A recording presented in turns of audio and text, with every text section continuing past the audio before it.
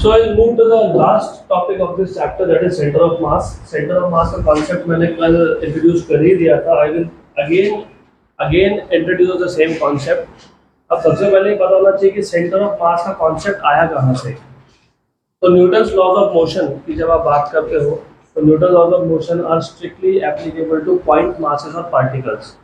तो हम लोग जब बोलते हैं ना every object remains at rest या every body remains at rest or in a state of uniform motion unless an external unbalanced force is applied to it. ये normally होता है point masses के लिए, point particles के लिए. So there should be a correction. Every particle or point mass remains at rest or in a state of uniform motion unless an external unbalanced force acts on it. अब problem क्या है कि हम लोग Newton laws of motion किसी भी type के object को अप्लाई कर देते हैं. For example we apply Newton's laws of motion to extended objects like sphere, like a ball, correct? तो अगर हमको extended objects पे Newton's laws of motion को अप्लाई करना है तो प्रॉब्लम कहाँ आता है? प्रॉब्लम आता है कि देखो अगर मेरे पास पॉइंट मास था तो मैं एग्जैक्टली बता सकता हूँ कि जो मैंने फोर्स अप्लाई किया, क्योंकि Newton second law of motion आपको बताता है कि एक्सटर्नल अनबैलेंस फोर्स अप्लाई करोगे तो क्या होगा, मोमेंटम चेंज होगा या फिर क्या होगा, एक्सेलरेशन होगा. करेक्ट. तो अगर मेरे पास पॉइंट मास है, पॉइंट पार्टिकल है, तो फोर्स किस पे लग रहा है, उस पर्टिकुलर पॉइंट पे लग रहा है, और एक्सेलरेशन किसका हो रहा है, उसी पार्टिकल का हो रहा है. But when you take extended object like a ball, like a sphere, तो क्वेश्चन यहाँ पे ये बनता है कि फिर हम फोर्स लगा रहे हैं. अब एक स्फीयर में for example I have a sphere, तो इस स्फीयर में तो बहुत सारे पार्टिकल्स हैं, तो एग्जैक्टली कौन से पार्टिकल पे फोर्स लग रहा है, और नंबर 2 कौन से पार्टिकल का हम लोग एक्सेलरेशन कंसीडर कर रहे हैं. तो टू सॉल्व दिस प्रॉब्लम, मतलब काट साट के in short summarising, you cannot apply Newton's laws of motion to an extended object because you have two questions, that at which point the force is acting, and number two acceleration of which point is being considered. तो होता ऐसा है ना कि इस पूरे body में सिर्फ एक ही ऐसा पार्टिकल होता है जिसका motion exactly like a point particle है. फॉर एग्जांपल सेंटर पे एक पार्टिकल लेता हूँ और एक पार्टिकल लेता हूँ नॉन सेंटर पे. ऐसे बहुत सारे पार्टिकल हैं, जस्ट टेकिंग वन. तो जब मैं इस पे फोर्स लगाऊंगा तो the object will start moving, क्योंकि अनबैलेंस फोर्स क्या प्रोड्यूस करता है, मोशन, लीनियर मोशन. करेक्ट. मेरे पास अगर पॉइंट पार्टिकल होता उस पे मैं फोर्स लगाता तो क्या होता, लीनियर मोशन. करेक्ट. और मैंने अभी एक स्फीयर जैसे ऑब्जेक्ट पे फोर्स लगा दिया, तो ऐसा एक ही पार्टिकल है जो प्योरली ट्रांसलेशनल मोशन परफॉर्म करेगा, that is the centre. Centre का पार्टिकल छोड़ के कोई भी और पार्टिकल लोगे तो it will perform circular motion या रोटेशनल मोशन, एक ही बात है. करेक्ट. तो the idea here is when you apply Newton's laws of motion to extended objects like a sphere, there is only one point of the sphere or of extended object which has exactly the same motion as that of point mass. But तो हम लोग ऐसा imagine कर लेते हैं कि ये जो पार्टिकल है जिसका behaviour exactly like a point mass है, उस पॉइंट पे इस बॉडी का पूरा मास कॉन्सेंट्रेटेड होगा, और इस पॉइंट को बोल देते हैं सेंटर ऑफ मास. तो सेंटर ऑफ मास डिफाइन कैसे करेंगे, सेंटर ऑफ मास को डिफाइन करने के लिए सिंपल है, it is a point at which whole mass of the body is supposed to be concentrated. और ऐसा हमने क्यों किया, to study Newton laws of motion, है ना, मतलब to study the motion of object in accordance with Newton laws of motion. तो let us define centre of mass. जिनको अभी भी नहीं समझा मैं एकदम शॉर्टकट में बता देता हूँ. कॉन्सेप्ट बहुत इजी है. कॉन्सेप्ट सिर्फ इतना है कि न्यूटन लॉज ऑफ मोशन आप किसी भी ऑब्जेक्ट पे नहीं लगा सकते हो, तो किस पे लगा सकते हो, पार्टिकल्स, पॉइंट मासेस पे. अब जब हम एक स्फीयर जैसे ऑब्जेक्ट का मोशन स्टडी कर रहे हैं, हम लोग फिर भी तो Newton laws of motion apply करके स्टडी कर रहे हैं, but that is not correct.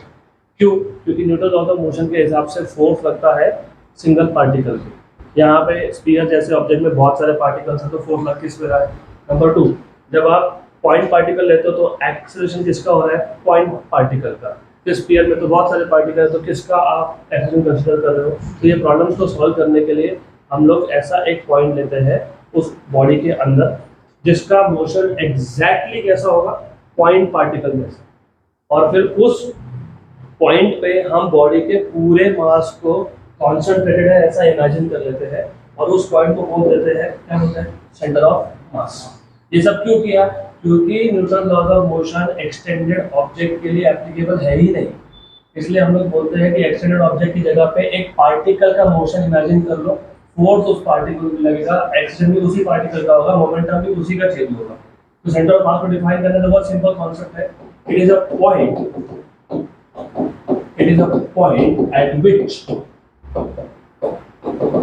at which whole mass of the body is supposed to be concentrated, क्योंकि वो इमेजिनरी पॉइंट है इसलिए supposed to be concentrated। और हमने ये क्यों किया, in order to study the motion of object, in order to study the motion of object in accordance with Newton's laws of motion,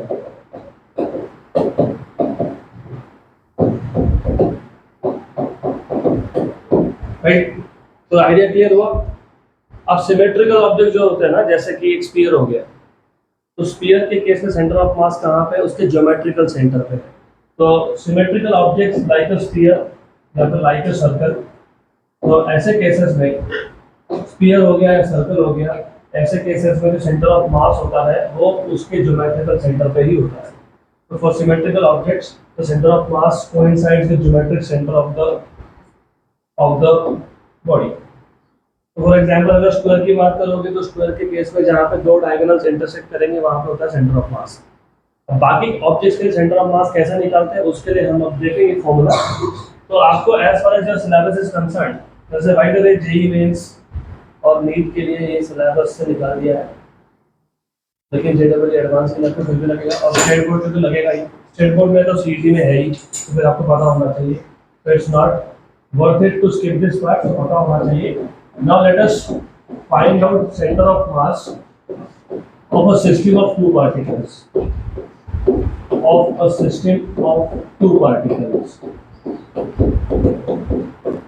तो हमारे पास एक सिस्टम है जिसमें दो पार्टिकल्स है, उसका सेंटर ऑफ मास फाइंड करना है और बहुत इजी टास्क है क्योंकि आपको यहाँ पे डायरेक्ट कुछ करना ही नहीं है, सिर्फ फॉर्मूला याद रखना है। तो लेट अस से हमारे पास एक मास है m1 which is kept at some point A और दूसरा मास है m2 which is kept at some point B। तो ये A पॉइंट है विद मास m1, ये B पॉइंट है with mass m2।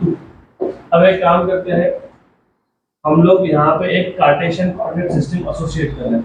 Bye the वे ये 3D सिस्टम है, तो यहाँ पे x I will call this as y and I will take this as z। ये आ गया z। अगर आपको याद होगा चैप्टर नंबर 2 मैथमेटिकल मेथड्स, उसमें आपका एक पार्ट था वेक्टर्स। वेक्टर्स में टाइप ऑफ वेक्टर्स में एक टाइप था जिसको तुम बोलते हो position vector. Do you remember what is position vector? A vector which gives the position of a particle at a given instant of time is called as position vector। उससे भी ज़्यादा important है कि position vector starts from origin of the Cartesian coordinate system and ends at that point। तो मुझे अगर A point का, क्योंकि A पॉइंट पे मास m1 है, उसका अगर पोजीशन बताना है तो मैं एक पोजीशन वेक्टर ड्रॉ कर लूंगा, उसको मैं r1 बार बोल देता हूँ। तो अगर आप देख रहे हो tail is at origin, head is at that point, तो ये आ गया r1 bar. What is r1 bar? Position vector. किसका पोजीशन वेक्टर? A का, मतलब m1 का। और r2 bar, what is r2 bar? Position vector of mass m2। ज्यादा क्लियर? अब प्रॉब्लम यहाँ पे ये है कि हमको क्या फाइंड करना है, तो सेंटर ऑफ मास फाइंड करना है। तो मैंने जैसे आपको बताया, अगर हमारे पास एक स्फीयर जैसा ऑब्जेक्ट है तो इसका सेंटर ऑफ मास कहाँ जाएगा? इसके खुद के सेंटर पे। Very good. अगर मेरे पास एक और आइडेंटिकल मतलब same size same mass sphere है, इसका खुद का सेंटर ऑफ मास कहाँ पे? उसके सेंटर पे। अब एज अ सिस्टम मतलब इन दोनों को मिला के इन दोनों का as a system centre of mass आएगा on at the mid point of the line joining the two centres. तो अगर सिंगल स्फीयर है तो उसका सेंटर ऑफ मास उसके सेंटर पे, दूसरा स्फीयर है उसका सेंटर ऑफ मास भी उसके सेंटर पे। लेकिन ये एज अ सिस्टम जब तुम बात करोगे तो सेंटर ऑफ मास आता है eight the mid point of the line joining the centre of the two objects. Mid point क्यों? क्योंकि दोनों आइडेंटिकल थे। But if I have one of the spheres which is larger in size and mass भी ज्यादा है उसका, तो you must have noticed इस केस में सेंटर ऑफ मास किसके पास में है? पहले के, मतलब जहां ज्यादा मास होता है वहां पे सेंटर ऑफ मास शिफ्ट होता है, राइट। तो यहाँ पे हमारे पास दो ऑब्जेक्ट्स हैं, मैंने एक का मास लिया है m1, दूसरे का मास बोला है m2। मतलब ये तो पक्की बात हो गई कि इन दोनों का मासेस सेम नहीं है। तो अगर इन दोनों का मासेस सेम नहीं है तो centre of mass will not be at the midpoint of the line joining the centers of the two. है क्लियर? मिड पॉइंट पे तो नहीं होगा, फिर कहीं और होगा, कहीं और होगा। तो कहीं भी मान लो, चलो यहाँ मान लेते हैं सी पॉइंट बोल देते हैं सेंटर ऑफ मास है। अब ये जो सी पॉइंट है जो सेंटर ऑफ मास है इसका पोजीशन वेक्टर अगर मैं बोलूँ तो इसको हम डिनोट करेंगे कैपिटल आर से। तो ये जो कैपिटल आर बार है ये क्या है? पोजीशन वेक्टर किसका? Centre of mass. What is r bar? Position vector of centre of mass, correct. And as I told you कि आप लोगों को डिराइव नहीं करना है, you just have to know the formula. तो आर बार मतलब position vector of centre of mass is given by m1 r1 bar plus m2 r2 bar upon m1 plus m2। ये फॉर्मूला पता होना चाहिए। Good. तो idea ये था कि हमारे पास दो मासेस थे m1 एंड m2। m1 का पोजीशन वेक्टर r1 बार है, m2 का पोजीशन वेक्टर r2 बार है। इन दोनों का सेंटर ऑफ मास है c और सेंटर ऑफ मास का आपको पोजीशन वेक्टर चाहिए। तो you use this formula m1 r1 bar plus m2 r2 bar upon m1 plus m2। अब दो ही मासेस थे, but if I extend this concept to n masses, so for a system of n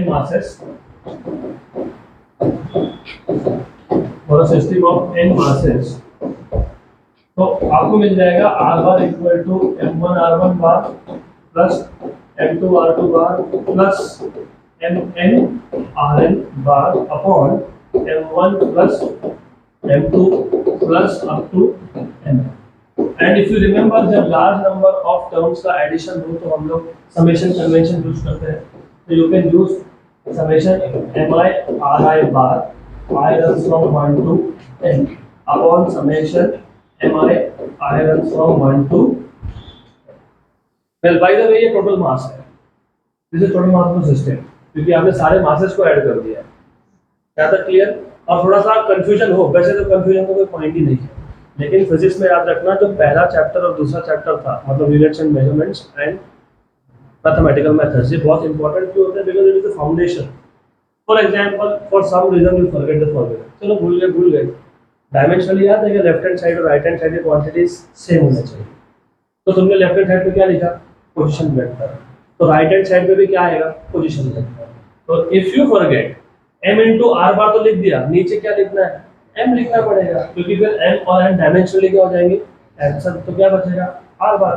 तो dimensionally दोनों क्या है? Distances है और दोनों कौन से क्वांटिटीज है? Vector quantities. है तो क्लियर? पक्का पक्का? Sure good. तो ये आ गया आपका पोजीशन वेक्टर। किसका position vector? Centre of mass. Good. अब कभी कभी क्या होता है ना, आपको पोजीशन वेक्टर नहीं पूछा होता है, आपको बोला होता है कि कोऑर्डिनेट्स बताओ, सेंटर ऑफ मास के कोऑर्डिनेट्स बताओ। देखो पोजीशन वेक्टर और कोऑर्डिनेट्स में डिफरेंस क्या है? पोजीशन वेक्टर जब लिखते हो तो something i cap plus something j cap plus something k cap ऐसे फॉर्म में आता है। तो आपको r1 बार दिया होगा, लेट अस से i cap plus 2j cap plus 3k cap. r2 बार दिया होगा 3i cap plus 4j cap plus 5k cap. तो कैपिटल R बार भी उसी टर्म्स में आएगा, इन terms of i cap j cap and k cap.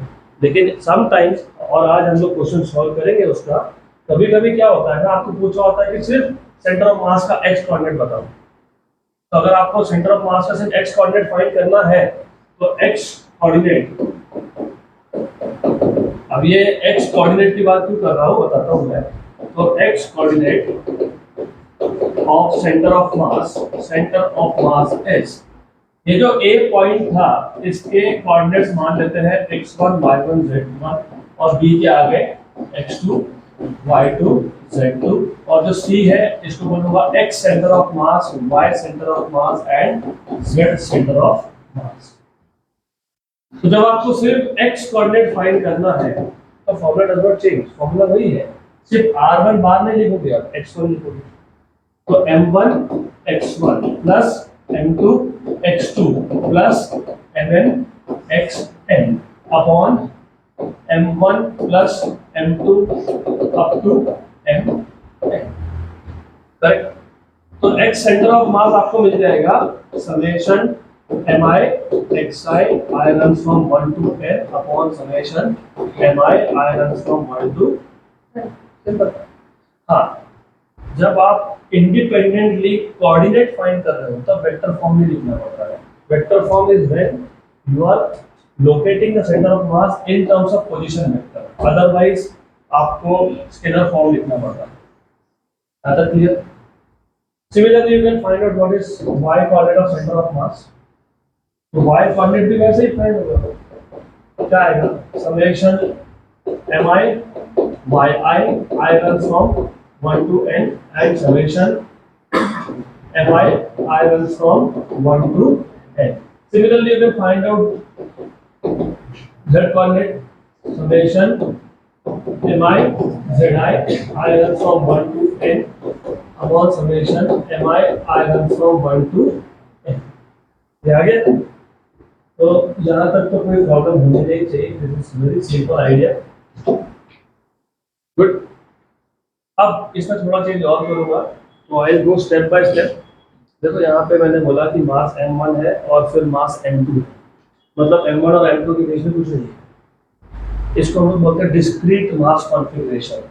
This kind of configuration when you have mass and then you don't have mass, then you have mass, then you don't have mass and then you have mass is called as discrete configuration, discrete mass distribution. अगर mass हर जगह पे distributed हो उसको बोलते हैं continuous mass distribution. और इसके भी आदत डाल लो, क्योंकि बहुत जगह पे आप ये सुनोगे जहाँ पे भी चार्जेस कंटिन्यूअसली है उसको बोलते हैं कंटिन्यूअस चार्ज कॉन्फ़िगरेशन। जैसे एक वायर है उसके ऊपर चार्ज है पूरा, कहीं कहीं पे ऐसा होता है कि चार्ज है फिर नहीं है फिर नहीं है, उसको आप बोलते हो डिस्क्रीट चार्ज कॉन्फ़िगरेशन। तो मास के केस में मास का होना फिर नहीं होना फिर होना फिर नहीं होना, that is discrete mass configuration. और अगर मास हर जगह पे है तो उसको क्या बोलोगे? Continuous mass distribution. ये जो हमने समेशन वाले फॉर्मूला लिखे हैं ना, ये समेशन वाले फॉर्मूला होते हैं फॉर डिस्क्रीट मास कॉन्फ़िगरेशन। अगर मास कॉन्फ़िगरेशन कंटिन्यूअस हो तो फॉर कंटिन्यूअस मास कॉन्फ़िगरेशन थोड़ा सा सिर्फ नोटेशन का चेंज है।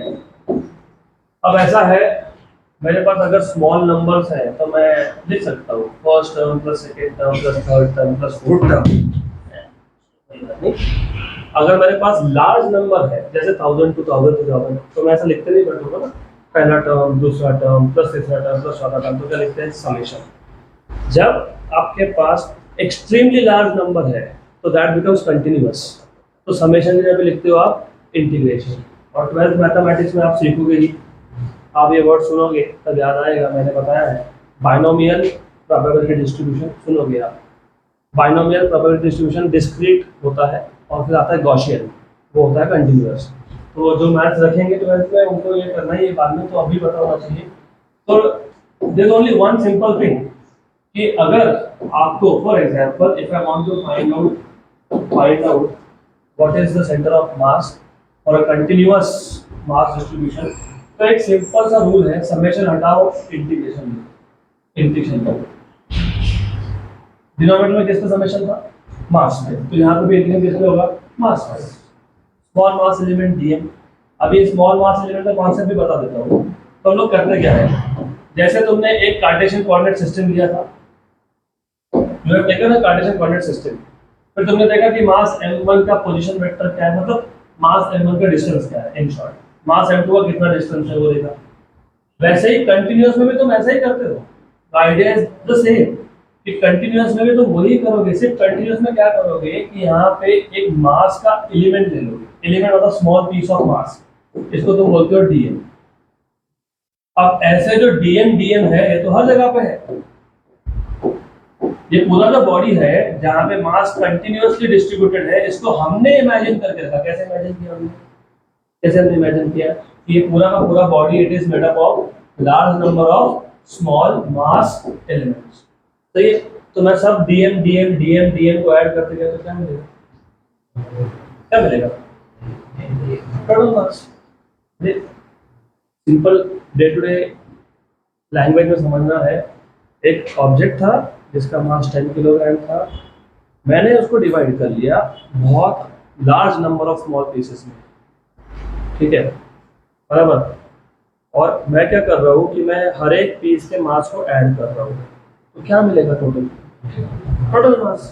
तो ऐड करना मतलब यहाँ पे इंटीग्रेट करना। Good, so that is the basic idea here। तो सिर्फ आप यहाँ पे m की जगह पे dm लिखते हो, d stands for small, m is mass, और इंटीग्रेट करते हो, राइट। एंड न्यूमरेटर में क्या करोगे, तो क्या था न्यूमरेटर में, समेशन mi r, तो m तो लिखेंगे dm और r के लिए r, okay, integration r dm upon integration of dm, खत्म।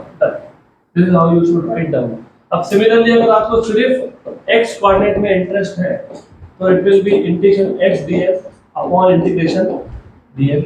अगर आपको सिर्फ y कोऑर्डिनेट में इंटरेस्ट है तो integration y df upon integration df। अगर आपको सिर्फ z कोऑर्डिनेट फाइंड करना है तो integration z df upon integration. Clear है? तो पक्का पक्का, क्योंकि ये समझेगा तो अगला टॉपिक समझ में आएगा। तो हमने सिर्फ इतना किया कि हमने फिलहाल टू स्टार्ट ऑफ विद दो पार्टिकल्स का सेंटर ऑफ मास लोकेट किया, फिर हमने इस फॉर्मूला को एक्सटेंड कर दिया फॉर n पार्टिकल्स और उसको समेशन फॉर्म में लिख दिया। ये पोजीशन वेक्टर फाइंड कर रहे हो तुम सेंटर ऑफ मास का, तुमको इंडिपेंडेंटली अगर सिर्फ x कोऑर्डिनेट फाइंड करना है you can find out, y करना है तो you can find out, and z also you can find out. Then ये था डिस्क्रीट मास कॉन्फ़िगरेशन के लिए, but if your mass is continuously distributed then you will have the same formula, सिर्फ summation की जगह पे लिखोगे इंटीग्रेशन। अब next topic is velocity of centre of mass. ये भी बहुत इजी टॉपिक है and for some unknown reasons लोगों को सेंटर ऑफ मास के क्वेश्चन से डर लगता है, आई डोंट नो व्हाई। अभी तुम ही बताओगे, कुछ नहीं है इतना नहीं।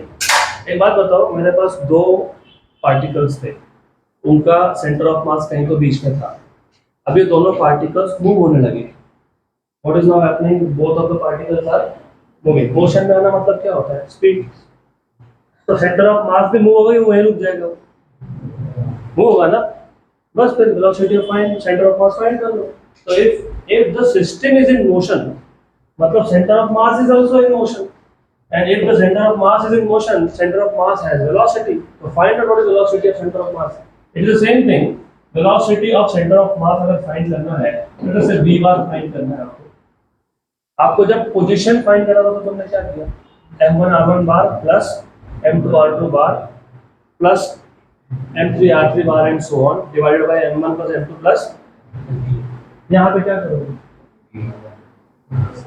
मेरे पास जो सिस्टम है उसमें ये पहला मास है, दूसरा मास है, पहले मास का स्पीड v1 बार है, दूसरे मास का स्पीड v2 बार है, करेक्ट। सेंटर ऑफ मास का स्पीड vcm बार है, तो मैं क्या लिखूंगा यहाँ पे m1 v1 बार प्लस m2 v2 बार।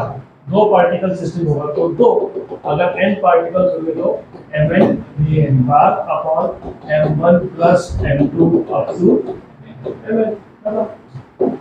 गुड, देन इसी को आप समेशन कन्वेंशन में लिख सकते हो। You can write this as summation mi vi bar I run from 1 to n upon summation mi I run from 1 to n। और अगर distribution is continuous, तो समेशन की जगह पे इंटीग्रेशन, वो हम देखेंगे बाद में। लेकिन पहले ये हो गया आपका सेंटर ऑफ मास का वेलोसिटी, करेक्ट। लेकिन इसमें भी पूछ सकते हैं कि सेंटर ऑफ मास का वेलोसिटी का सिर्फ एक्स कंपोनेंट बताओ। तो if you want to find out centre of mass velocity का ओनली एक्स कंपोनेंट, क्या करेंगे, यहाँ पे समेशन mi लेकिन ओनली एक्स कंपोनेंट। और मैंने आपको बोला था कि जब आप इंडिपेंडेंटली कंपोनेंट वर्कआउट करते तो बेटर फॉर्म नहीं लिखते। तो i runs from 1 to n upon summation mi I runs from 1 to n, हो गया। इसका मतलब क्या होता है, m1 v1x plus m2 v2x plus m3 v3x up to mn vnx upon n1 plus m2 plus m3 up to mn। अब formula याद रखना पड़ेगा, मैं आपको बताऊंगा इसका प्रैक्टिकल एप्लीकेशन क्वेश्चंस लेंगे तब हो जाएगा कवर। तो who will tell me what will be the y component of centre of mass summation, क्या लिखूं यहाँ पे, mi vi which component, y component I runs from 1 to n upon summation mi I runs from 1 to n। What will be the z component, summation mi vi z component I runs from 1 to n upon summation mi I runs from 1 to n। अगर आपको continuous mass distribution दिया हो तो सिर्फ summation की जगह पे क्या कर लोगे, इंटीग्रेशन। तो मैं यहाँ पे लिखने रहा हुआ, तो you are smart enough to convert this into integration. Now the last topic of this chapter, हाँ इसके बाद सेंटर ऑफ ग्रेविटी है मुझे पता है, लेकिन centre of gravity is very similar to centre of mass, तो वो मैं आपको एज अ रीडिंग असाइनमेंट देने वाला हूँ। कुछ नहीं है, 4-5 लाइन्स है। Last is acceleration. Centre of mass का एक्सीलरेशन फाइंड करना है। ऑब्जेक्ट रेस्ट पे था तो आपने फाइंड कर लिया उसका सेंटर ऑफ मास का पोजीशन वेक्टर या फिर coordinates. When the objects are moving, मतलब system is moving, system in motion मतलब देयर इज वेलोसिटी, फिर आपने सेंटर ऑफ मास का वेलोसिटी फाइंड कर लिया यूजिंग सम फॉर्मूलाज। अगर आपको कंपोनेंट वाइज फाइंड करना था तो आपने कंपोनेंट वाइज फाइंड कर लिया, मतलब एक्स कंपोनेंट अलग से, वाई अलग से, जेड अलग से, करेक्ट। अब ऐसा भी तो हो सकता है ना कि सिस्टम मोशन में तो है लेकिन सिस्टम का वेलोसिटी बढ़ते जा रहा है। वेलोसिटी चेंज होना मतलब क्या होना, एक्सेलरेशन। तो ये 3 केसेस हम इमेजिन करते हैं कि पहले सिस्टम रेस्ट पे था तो हमने उसका सेंटर ऑफ मास का पोजीशन वेक्टर लोकेट कर लिया, मतलब हमने x y z components locate कर लिए। उसके बाद सिस्टम मोशन में है, तो जब सिस्टम मोशन में है तो मैंने कहीं नहीं बोला कि सिस्टम का वेलोसिटी चेंज हो रहा है, मतलब मैं ऐसा अज्यूम करके चल रहा था कि वेलोसिटी इज कांस्टेंट। तो हमने सेंटर ऑफ मास का वेलोसिटी फाइंड कर लिया और हमने इंडिपेंडेंटली कोऑर्डिनेट्स भी कर लिए एक्स वाई और जेड।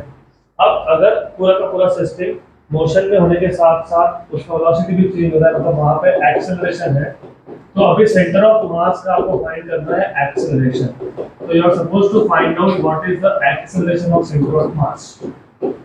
और इसका एक क्वेश्चन मैं जेईई नीट के सेट में लेता हूँ, तो वहां पे आपको समझ में आएगा कि how to calculate acceleration of centre of mass, तो वो तब देखेंगे। Now how do you find out the same thing, same formula है। सेंटर ऑफ मास का acceleration will be m1 a1 bar, where a1 bar is the acceleration of the first object of the system, plus m2 a2 bar, और अगर n particle वाला system होगा तो mn an bar upon m1 m2 up to mn। तो centre of mass का acceleration discrete mass system के लिए will be summation mi ai bar I runs from 1 to n summation mi I runs from 1 to n। आपको अगर coordinates find करने हैं, मतलब आपको सिर्फ x कंपोनेंट चाहिए, आपको सिर्फ y कंपोनेंट चाहिए एक्सेलरेशन का, तो यू कैन फाइंड आउट। क्या लिखेंगे यहाँ पे, summation mi ai x component and I runs from 1 to n upon summation mi I runs from 1 to n। If you want to find out what is y component of acceleration, summation mi ai y, I runs from 1 to n upon summation mi. And lastly, if you want to find out z component, so summation mi ai z, I runs from 1 to n upon summation mi I runs from 1 to n. और अगर आपको इसको continuous के लिए apply करना है तो summation की जगह पे इंटीग्रेशन, वो मैं क्वेश्चन में करवा दूंगा आपको. तो that is the end of this chapter, theory part of this chapter. अब सिर्फ एक ही चीज आपकी बची है, मैं उसका आपको सिर्फ आइडिया दे देता हूँ, सेंटर ऑफ ग्रेविटी. बाकी वो आप रीड कर लो. तो point here is centre of gravity का मतलब क्या है. फॉर एग्जांपल लेट अस से हमारे पास एक ऑब्जेक्ट है, उस ऑब्जेक्ट का wait let us say it is for example 100 newton. Weight is force is mass into acceleration, acceleration is g. तो मैं m इंटू जी बता रहा हूँ. m की वैल्यू 10 ले लिया और g का वैल्यू भी 10 ले लिया, तो वेट कितना आ गया 100 न्यूटन. नॉर्मली हम लोग वेट लिखते वक्त किलोग्राम में लिखते हैं, मतलब g की वैल्यू सब्स्टिट्यूट नहीं करते. तो 10 kg वेट है ऐसा बोलते हैं. वो 10 kg वेट वो प्रैक्टिकल यूनिट है. प्रैक्टिकल यूनिट मतलब जिन लोगों को साइंस पता नहीं उनके लिए ठीक. उनको बोलोगे 100 न्यूटन का वेट है तो हंसेंगे तुम्हारे ऊपर, क्या बोल रहा है 100 न्यूटन का वेट, हमको तो वेट किलोग्राम में पता था. तो प्रैक्टिकल यूनिट्स में 10 और साइंटिफिक यूनिट्स में 100 न्यूटन, मतलब ऐसा यूनिट में, लैबोरेटरी यूनिट्स में. प्रॉब्लम क्या है, प्रॉब्लम ये है, do you remember gravitational force is centre to centre force. मतलब किसी भी बॉडी के सेंटर पे ग्रेविटेशनल फोर्स एक्ट हो रहा है. Agree to this, right? Correct. What is weight? It is the gravitational force acting on that object. पक्का? लेकिन मैंने अभी बोला ग्रेविटेशनल फोर्स क्या है, सेंटर टू सेंटर, मतलब कहाँ एक्ट होता है, सेंटर पे. सही है. फिर जब तुम वेट की बात करते हो, व्हेन यू से कि weight of an object is 100 Newton, I ask you कि ग्रेविटेशनल फोर्स कौन से पॉइंट पे एक्ट हो रहा है. अगर मैंने एक ऑब्जेक्ट लिया, let me take some random object, there is some arbitrary shaped object.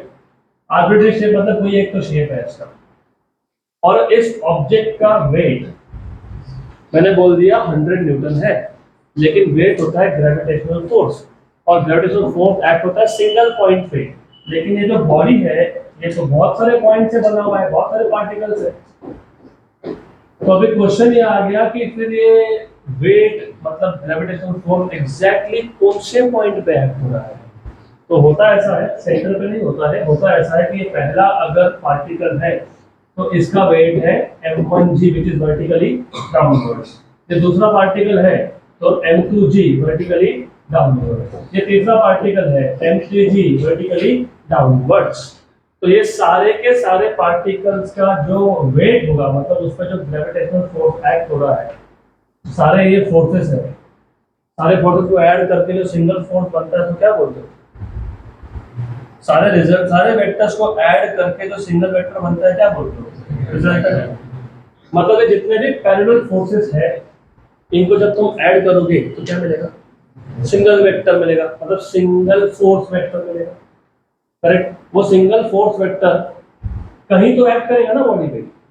मैं वापस क्लियर कर देता हूँ, प्रॉब्लम समझोगे तो सॉल्यूशन समझ में आएगा. प्रॉब्लम ये है, एक बॉडी है which is made up of large number of particles. What we know is that on each particle there will be gravitational force which is acting vertically downward. तो पहला पार्टिकल का वेट m1g is downward, दूसरे का m2g is downward, तीसरे का m3g is downward. लेकिन ये सारे पार्टिकल एक सिंगल ऑब्जेक्ट के थे. तो इन सबको मैं जब ऐड करता हूँ तो मुझे एक सिंगल वेक्टर मिलता है that represent the whole weight of the body.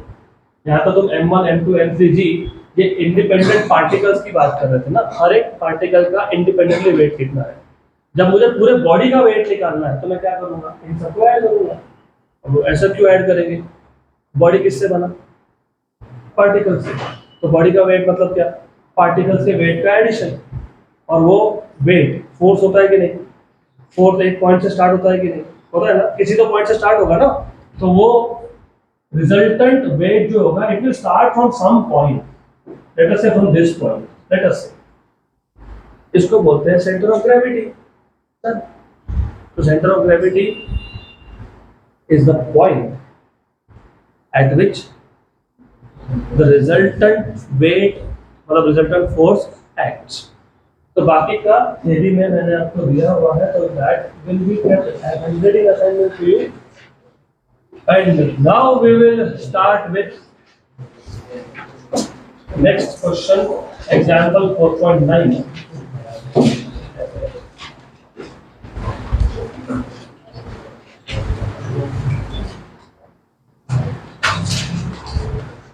Quick.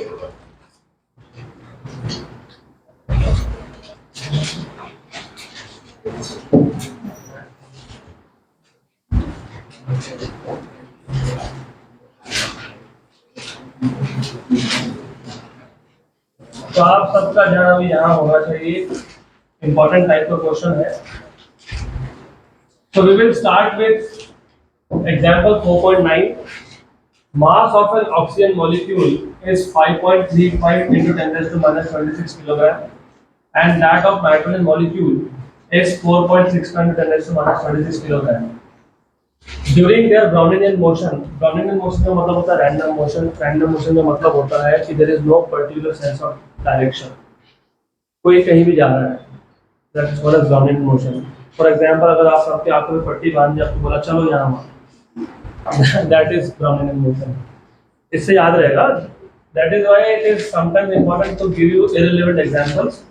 तो क्या होता है ना, Brownian motion मतलब random motion है. There is no particular sense of direction. ये molecules they are moving in air.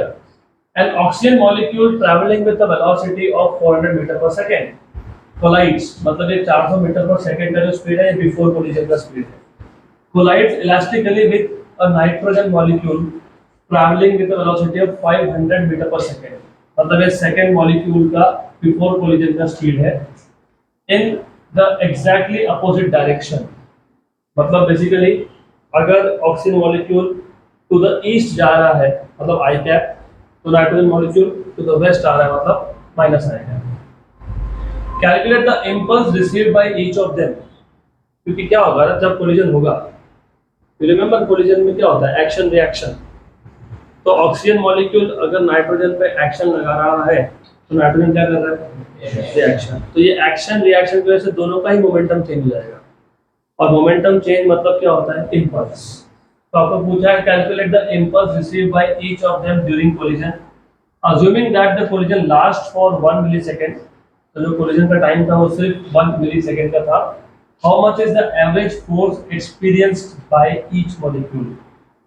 तो दोनों मॉलिक्यूल्स ने कितना एवरेज फोर्स एक्सपीरियंस किया, ऐसा क्वेश्चन है. तो अभी गिवन पैरामीटर्स में what is given to you is, सबसे पहले मास ऑफ ऑक्सीजन. मैं काम करता हूँ फॉर सिंप्लिसिटी, ऑक्सीजन मॉलिक्यूल को मैं सफिक्स 1 से डिनोट कर लूंगा और नाइट्रोजन को मैं सफिक्स 2 से डिनोट कर लूंगा, जस्ट फॉर द सिंप्लिसिटी. इसका मतलब आपको ऑक्सीजन का मास मतलब m1 की वैल्यू दी हुई है 5.35 into 10 raised to minus 26 kilogram, and m2 की वैल्यू दी हुई है 4.65 into 10 raised to minus 26 kg. और आपको पता होना चाहिए oxygen is diatomic, O2, nitrogen is also diatomic, N2. और ये आपको chapter number 3 of 12th kinetic theory में लगेगा. बहुत इंपॉर्टेंट है to know which gas is of which type. तो ऑक्सीजन, हाइड्रोजन, नाइट्रोजन नॉर्मली ये डायटोमिक होते हैं, और इनर्ट गैसेस जैसे कि अर्गन और हीलियम ये मोनोटॉमिक होते हैं. Then there are gases which are triatomic, there are gases which are polyatomic also. बहुत कुछ चेंज होगा just by the type of molecules. Diatomic है कि triatomic है वो बाद में देखेंगे, पर पता होना चाहिए. Ozone, which protects you from harmful ultraviolet rays, is triatomic, O3 होता है. Okay, then जो पहला मॉलिक्यूल था ऑक्सीजन, उसका कोलिजन से पहले स्पीड कितना है, 400 मीटर पर सेकंड.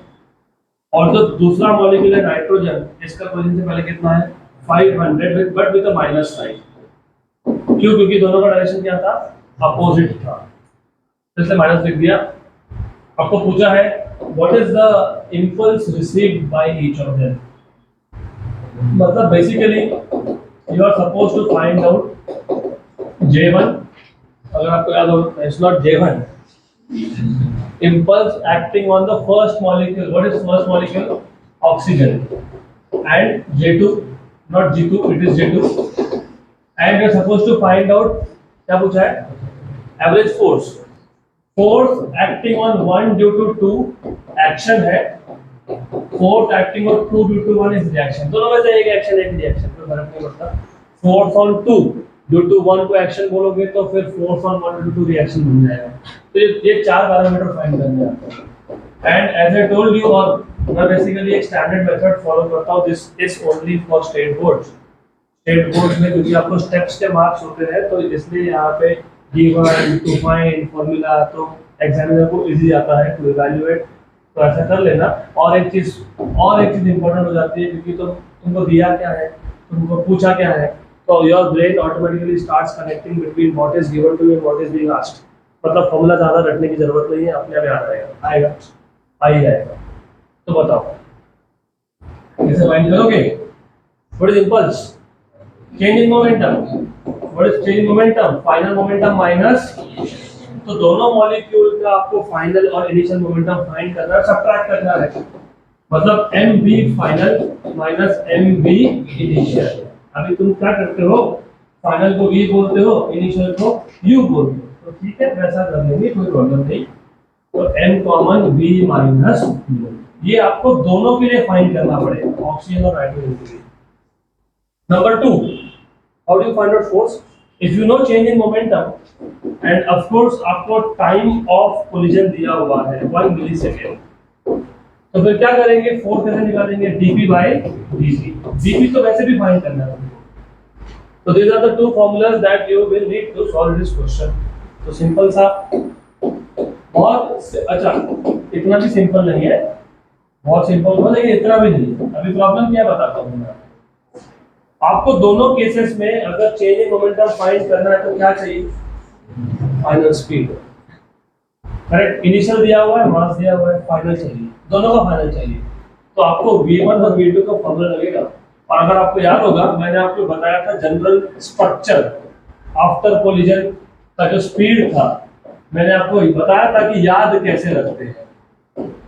अभी अगर आपको याद होगा कि याद कैसे रखते हैं तो सॉल्व होगा, नहीं तो नहीं सॉल्व होगा. ये जनरल स्ट्रक्चर होता है फॉर्मूला का. This is the velocity after collision. General structure मतलब v1 और v2 दोनों के लिए ये सेम स्ट्रक्चर है. फिर जिनको नहीं याद है मैं अभी वापस बता देता हूँ, तो pay attention here.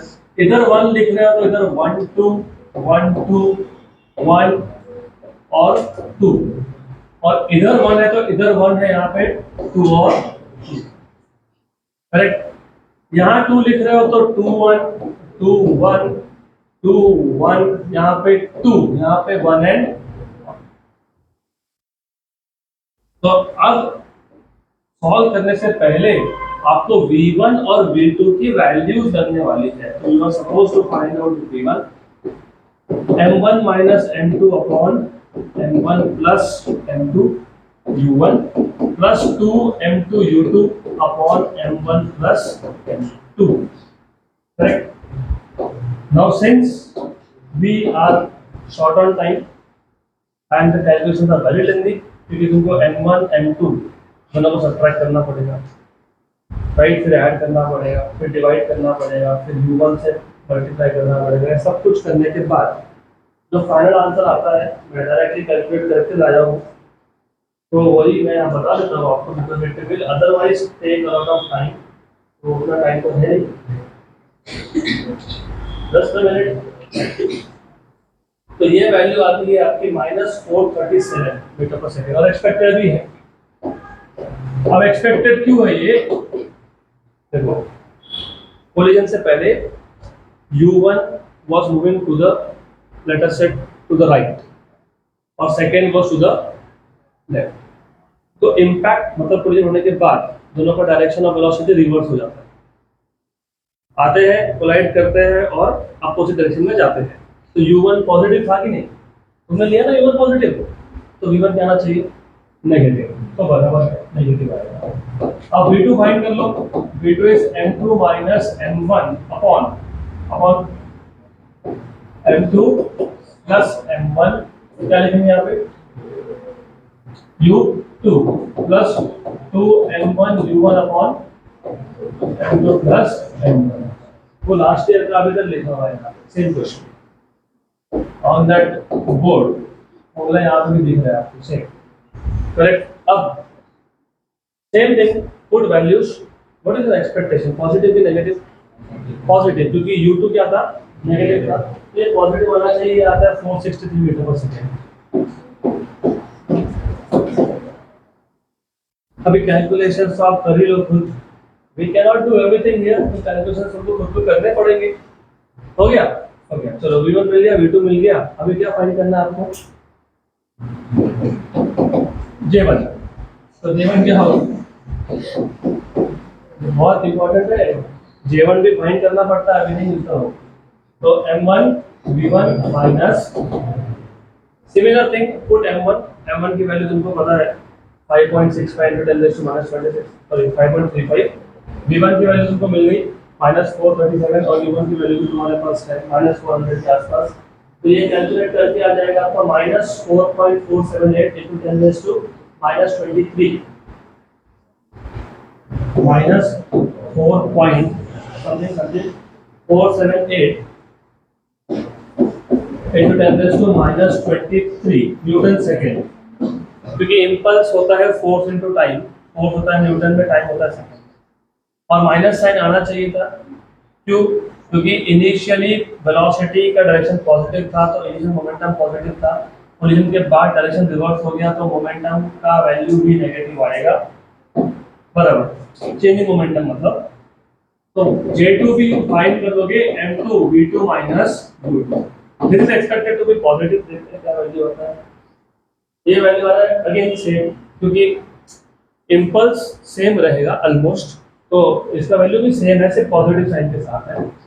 4.478 into 10 raised to 23 with a negative sign Newton second. Okay, this is what is expected, हमारे लिए अच्छा भी हो गया ये, क्यों, दोनों का चेंजिंग मोमेंटम सेम है, तो दोनों का एक्शन रिएक्शन फोर्स भी सेम होगा। वेरी गुड, तो action reaction force, force on 1 due to 2 निकालो, या फोर्स ऑन 2 ड्यू टू 1 निकालो, फोर्स ऑन 1, तो changing momentum of first, changing momentum of first, changing momentum of first मतलब impulse acting on first, ये changing momentum ही होता है। तो कितना आ गया -4.478 into 10 raised to -23 upon time का 1 millisecond, what is 1 millisecond, 10 raised to -3, तो 10 raised to -3, ऊपर 10 raised to -20 है, नीचे -23 है, नीचे -3 है, तो 10 raised to -20 बचेगा, तो 4.478 into 10 raised to -20 Newton, right. F21 भी सेम आएगा, सिर्फ पॉजिटिव साइन के साथ आएगा, तो dP2 by dt is of course 4.478, और एक्शन रिएक्शन सेम होना ही चाहिए, क्योंकि न्यूटन्स के थर्ड लॉ ने बताया every action is equal but opposite, नहीं तो एक्शन अलग आ रहा है, रिएक्शन अलग आ रहा है, मतलब तुम्हारे कैलकुलेशन में गड़बड़ है। तो हो गया answer, done, end of the question.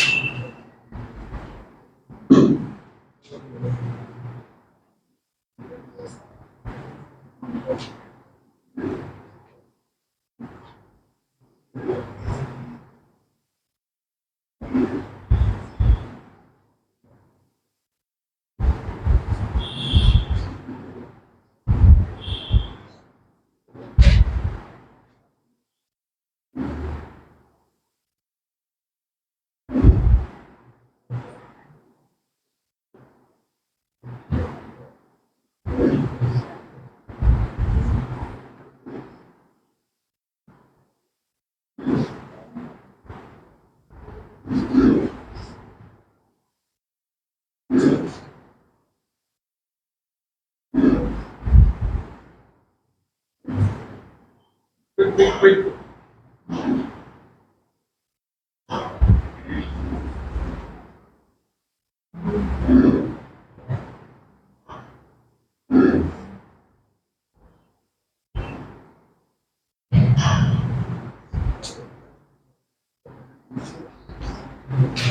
हो गया ना?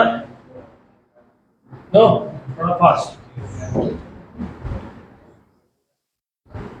Quick.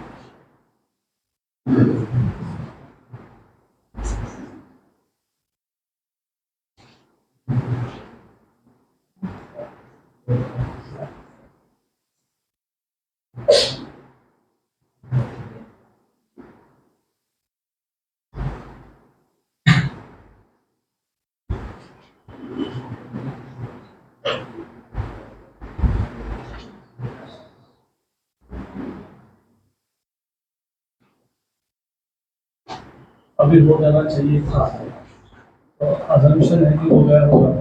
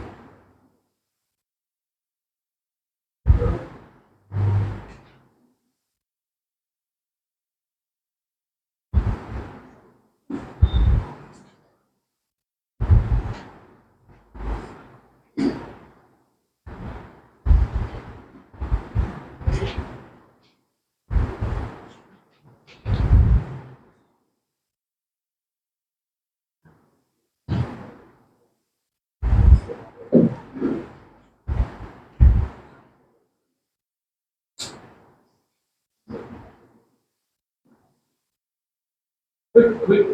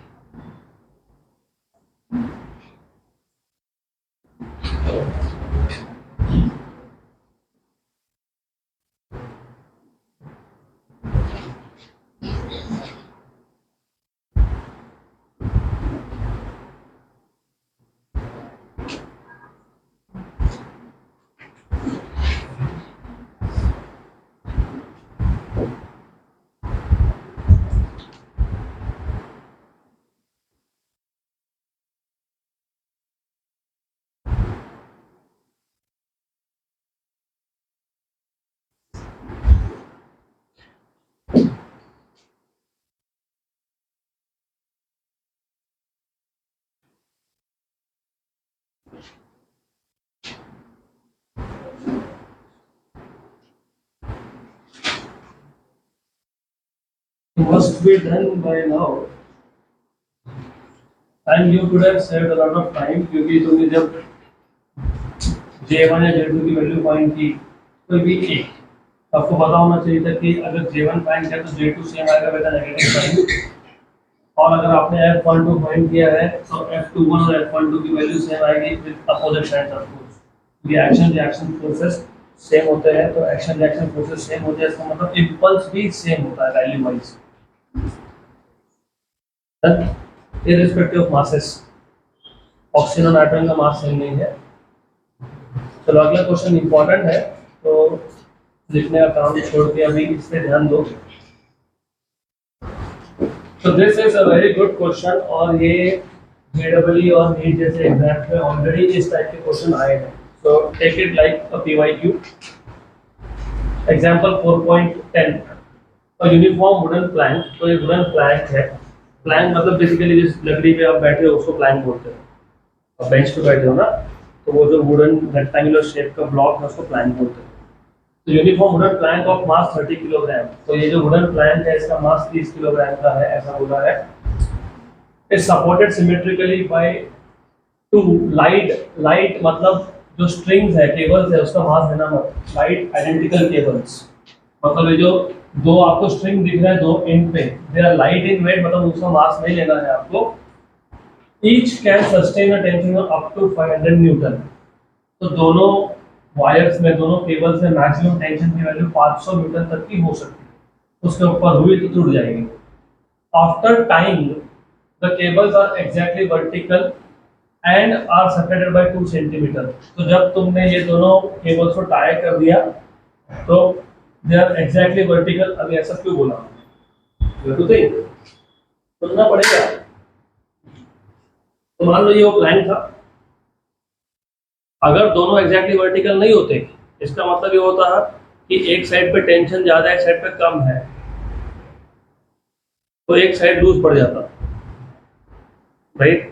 तो दोनों वर्टिकल होना मतलब एग्जैक्टली वर्टिकल होना मतलब basically the idea is the tension is on the both side is more और लेस सेम, हाँ, ओके। देन आगे क्या बोला है, the cables are vertical and are separated by 2 मीटर।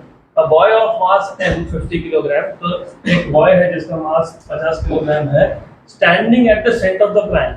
तो बॉय पहले सेंटर पे था, that is important thing, okay. Is interested in walking on the plank. तो इसको अभी चलना है। How far can he walk. अगर वो वॉक करने लगा तो याद रखो maximum tension that this strings can handle is 500 newton. तो जैसे जैसे वो वॉक कर रहा है, एक स्टेज ऐसा आ सकता है जहां पे by the way in one of the strings tension will increase and the string will break down। तो how far can he walk, ऐसा क्वेश्चन है। तो अभी इस क्वेश्चन को सॉल्व कैसे करते हैं वो देख लेते हैं। सबसे पहले ये रिजिड सपोर्ट मान लूंगा मैं, रिजिड सपोर्ट। इस रिजिड सपोर्ट से ही हम लोग दो स्ट्रिंग्स को हैंग करने वाले हैं। तो हमने यहाँ से दो स्ट्रिंग्स को टाई कर दिया, हैंग कर दिया, और इसके नीचे एक प्लैंक लगा दिया, प्लैंक। तो let us connect the plank here. Plank, this is the plank. Plank का जो मास है वो 30 किलोग्राम है। और याद रखना मैंने अभी बताया था सिमेट्रिकल ऑब्जेक्ट्स का सेंटर ऑफ मास क्या होता है, सेंटर। तो इसका सेंटर ऑफ मास यहाँ पे है, और वेट कहाँ एक्ट होता है, सेंटर ऑफ मास पे। तो वेट यहाँ एक्ट होगा। What is weight, m into g। m कितना 30, g कितना 10। तो 30 into 10 300 न्यूटन। देखो दिखा है 300 न्यूटन। अब ये जो टेंशन था, ये टेंशन T1 और टेंशन T2, इसकी मैक्सिमम वैल्यू की बात की है, 500 न्यूटन मैक्सिमम वैल्यू। अब आगे बोला है कि there is a boy who is standing at the centre initially in is interested in walking. तो अब दो केसेस बन जाएंगे, जब वो बॉय सेंटर पे था तब, और जब वो चलने लगा तब। तो यहां तक आया, this is a maximum distance, क्योंकि वही तो पूछा है how far can he walk. तो how far can he walk, मान लेते हैं कि सेंटर से मैक्सिमम x डिस्टेंस तक गया, मैक्सिमम। उससे ज्यादा जाएगा तो स्ट्रिंग टूट जाएगा। स्ट्रिंग टूटना, मैडम लास्ट बेंच, स्ट्रिंग टूटना मतलब प्लैंक रोटेट होना। प्लैंक रोटेट होना तो सीधा गया नीचे, ओके गुड। तो ये याद रखो। अभी बता दो उसका मतलब क्या है, I come to that. What was the distance between two cables, 2 मीटर। तो what is this distance, 1 meter, and how much is this? 1 meter. Good. जब तक वो मूव नहीं हो रहा है तब तक वो सेंटर पे है, जब तक वो सेंटर पे है तब तक उसका वेट वर्टिकली डाउनवर्ड है, जब तक उसका वेट वर्टिकली डाउनवर्ड है तो वेट है 500 न्यूटन का। 500 50 किलोग्राम मास का 15 into g 500 करेक्ट। तो इनिशियल सिचुएशन में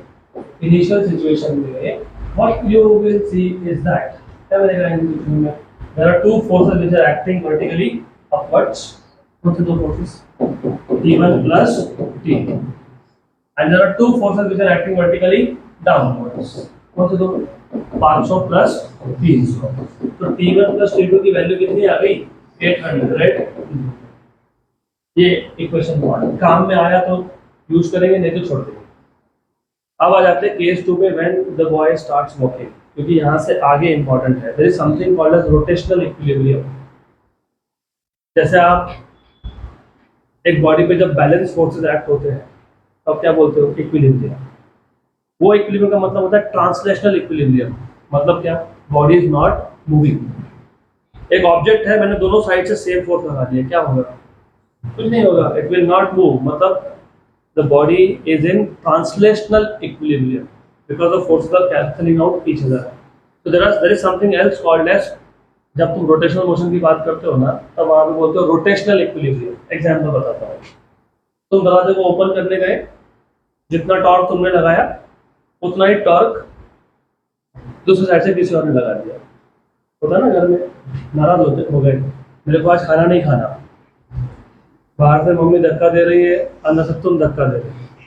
अब इसको साइंस के पर्सपेक्टिव से सोचो, मतलब जितना torque your mom is putting to open the door, the same amount of torque you are putting not to open the door. मतलब will the door rotate? इस सिचुएशन को हम लोग बोलते हैं रोटेशनल इक्विलिब्रियम। यहाँ तक क्लियर? तो अब the boy can walk only up to rotational equilibrium का कंडीशन। मतलब जब तक क्लॉकवाइज और anti clockwise torque they are balanced out तब तक ही वॉक कर पाएगा, क्योंकि जैसे ही क्लॉकवाइज या एंटी क्लॉकवाइज दोनों में से कोई भी एक टॉर्क बढ़ गया तो फिर द प्लैंक विल रोटेट। तो ऐसे केसेस में हम लोग रोटेशनल इक्विलिब्रियम के कॉन्सेप्ट लगाते हैं। यहाँ तक क्लियर? पक्का? मतलब boy can walk only up to rotational equilibrium. Boy can walk only till the system is in rotational equilibrium. The system is in rotational equilibrium.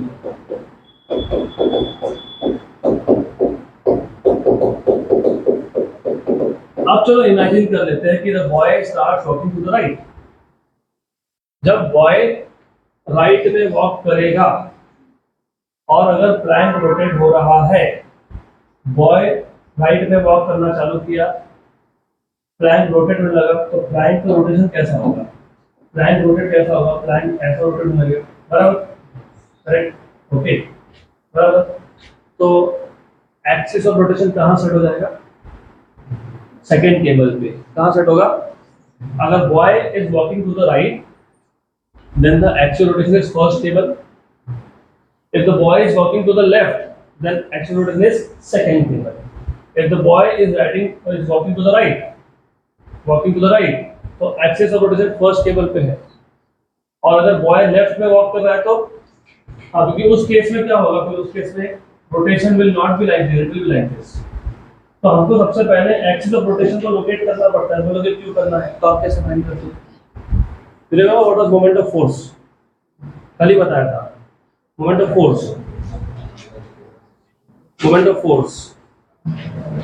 force into momentum. What is momentum? Perpendicular distance from axis of rotation. तो पहले axis of rotation तो find करो।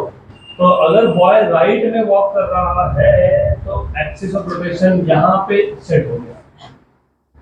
मतलब अब इसके बाद सारे distances तुम पहले केबल से मेजर करने वाले हो। यहाँ तक क्लियर? पक्का पक्का? श्योर? और मैंने बोला boy can walk only till the system is in rotational equilibrium. अब बेसिकली ऐसा है, बॉय का वेट वर्टिकली डाउनवर्ड्स है, दैट यू नो। तो यहाँ पे ये एक फोर्स हो गया, this is one force. How much is that force? 500 Newton. इस फोर्स का एक्सिस ऑफ रोटेशन से डिस्टेंस कितना है? 1 प्लस एक्स। तो ये एक टॉर्क प्रोड्यूस करेगा क्लॉकवाइज डायरेक्शन में। कहाँ करेगा? क्लॉकवाइज में। तो torque torque due to boy is 500 into 1 plus x, क्योंकि टॉर्क का डेफिनेशन है force into minimum distance. Minimum distance is particular distance. दूसरा प्लैंक का खुद का वेट कहाँ है? नीचे है, और उसका डिस्टेंस कितना है? तो दूसरा क्लॉकवाइज टॉर्क कौन प्रोड्यूस करेगा? प्लैंक। तो कितना करेगा? 300 into 1। ये दोनों क्लॉकवाइज टॉर्क है, therefore total clockwise torque, total clockwise torque, ये बहुत इंपॉर्टेंट चीज है, because if you understand this guide, so what is total clockwise torque? It is torque due to boy plus torque due to Planck. That is addition of these two. 500 into 1 plus x plus 300. So 500 plus 300 is 800 plus 500x. इसको equation number 2 बोल देते हैं, correct. लेकिन rotational equilibrium मतलब क्या? जितना clockwise उतना ही। आप सोचो एंटी क्लॉकवाइज कौन प्रोवाइड कर रहा है? Tension force.